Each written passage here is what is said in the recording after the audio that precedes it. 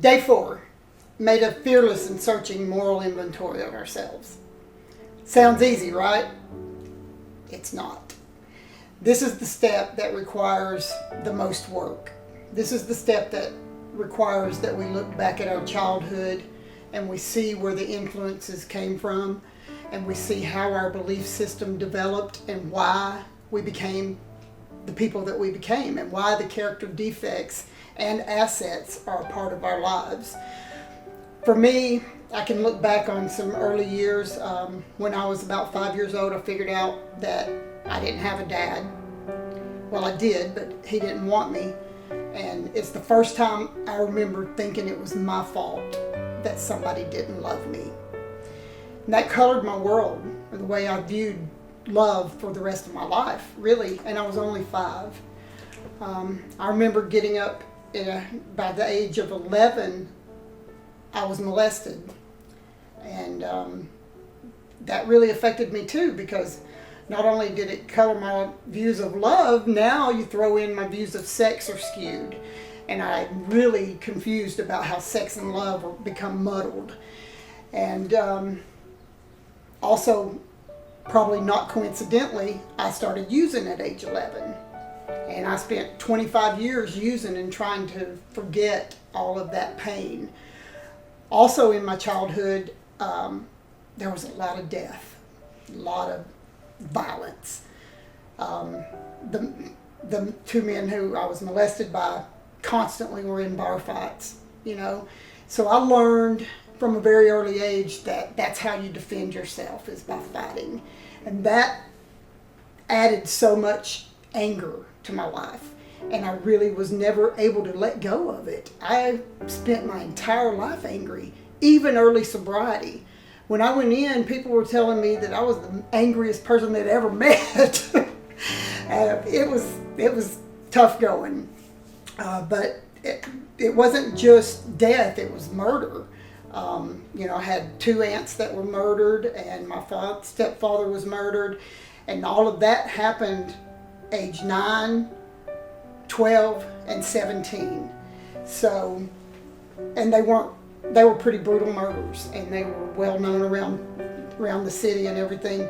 But that colored my world in ways of how I deal with situations. You know, I thought that fight or flight, that was what I learned. I thought you're either loved or you're left, you fight or you flight. I mean, I learned it was one way or another. My pendulum never stopped in the middle. It was here or here, but I was never just okay. I was never just okay with being me. So over the years, I developed this huge just rage inside me that I was really never able to let go of. So when we talk about step 4, it has a list of all of these character defects, you know, and I had so many of them: rage, anger, selfishness, self-pity, self-loathing, self-hatred, low self-esteem. And I'll know that all of this comes from the lack of relationships I had as a child. I was never close to people in my family. At age 17, I got pregnant, had an abortion. I ran from this state. I ran from my family. I went away to college. I ran from my high school boyfriend. I ran as far as the ends of the earth would take me. The problem was, I'm the one running. So when I got there, it was still me. It was still me, so full of hatred and self-loathing.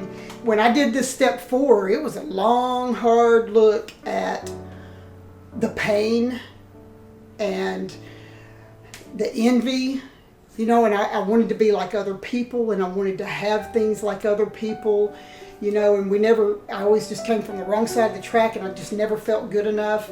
And that colored my world. You know, I've got 18 years sober now, and some days I still don't feel good enough. I'm better than I used to be.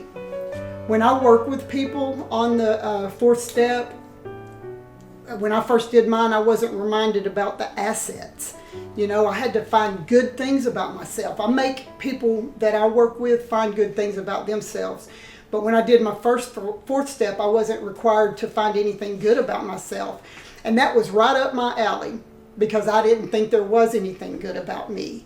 It's taken me a long time. I don't have the kind of anger that I used to have. I don't have the kind of fear. And, even though I don't always feel great about myself, I don't completely hate myself like I have in the past. And that's just a small hint of things that went wrong in my early childhood that just kept me from being able to love clearly and understand what relationships were. This is where the rubber meets the road. Without doing a fearless and searching moral inventory of yourself, you can't find the root of your problem. And you don't know what you need to change, so you can't change. You can't change until you figure out what needs to be changed.